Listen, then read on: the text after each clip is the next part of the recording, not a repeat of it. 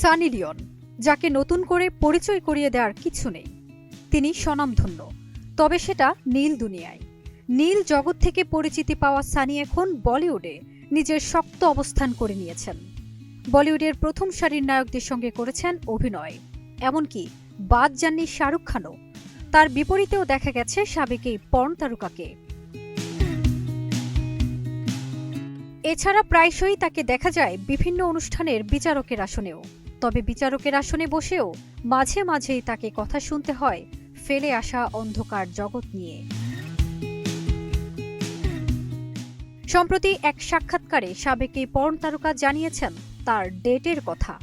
ডেটে গেলেই নাকি মানুষকে ভেতর থেকে চেনা যায়। ডেটে গেলে বুঝে নেওয়া যায় ওই মানুষটার সঙ্গে থাকা যায় কিনা।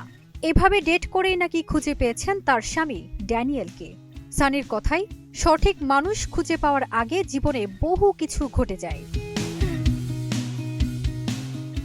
শুধু যে ডেট করে মজা পেয়েছেন সানি তা কিন্তু নয়, অসংখ্য মানুষের সঙ্গে ডেট করতে গিয়ে পেয়েছেন কষ্ট, মন ভেঙেছে হাজার বার। কিন্তু এই মন ভাঙাকেও সানি আশীর্বাদ হিসেবে দেখছেন। তিনি মনে করেন সম্পর্কে মন ভাঙার দরকার আছে, কারণ মন ভাঙলে সম্পর্কের গুরুত্ব বোঝা যায়। ফারজানা নিকিতা, নাগরিক প্রতিদিন।